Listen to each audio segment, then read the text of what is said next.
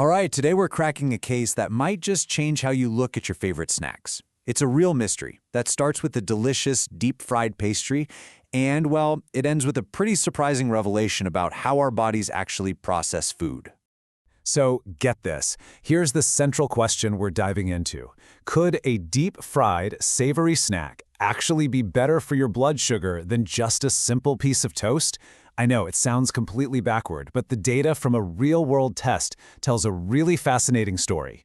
So our story starts on a road trip, heading back to Delhi from Bikaner. And the snack in question? Some freshly made Dal Kachoris, served with sweet chutney. You know how it is. The plan was to just have one, but our source admits they were just too good to resist. So, two it was. Okay, so with a continuous glucose monitor tracking the results, this little informal experiment was officially underway. After finishing both kachoris, the big question was just, what would the data show? And here's the result, a blood sugar spike of 44 milligrams per deciliter. Now, on its own, that number doesn't really mean much, right? Is that high? Is it low? To really understand it, we need some context. We need something to compare it to. And this is where the mystery really kicks into high gear. When you put that 44 milligram per deciliter spike right next to the result from eating 2 slices of plain white toast, a 42 milligram per deciliter spike, they are almost identical. Now, wait a minute, that doesn't seem right at all. So, to solve this, we need to do a little detective work. Let's break these snacks down piece by piece and compare them side by side to find the crucial clue. Okay, now just look at this table. If anything, it only deepens the mystery.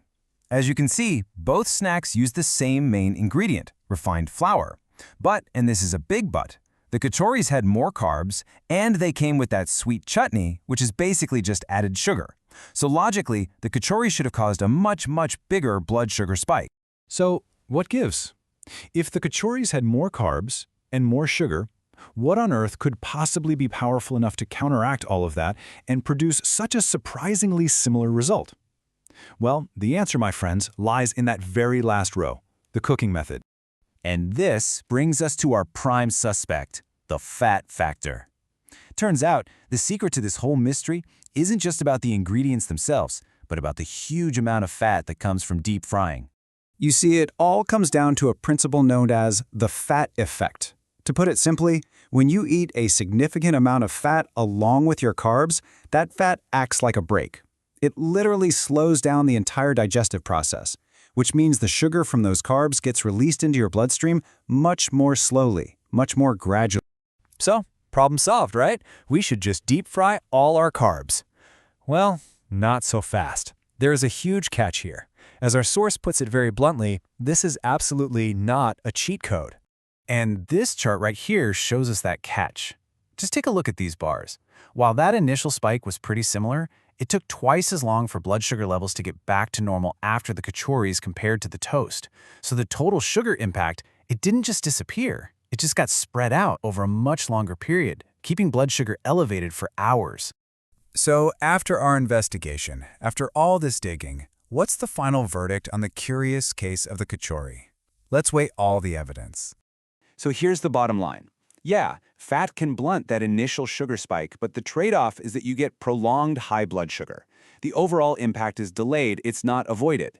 And, nutritionally, the kachori doesn't offer a whole lot. But for taste, according to our source, a perfect 10 out of 10. The final verdict is pretty clear. Enjoy them, for sure, but definitely in moderation. And that really brings us to our final thought. This simple roadside experiment reveals such a complex interaction between carbs and fats. It really makes you wonder, doesn't it? What other surprising food combinations in our own diets might be affecting our bodies in ways we would never, ever expect?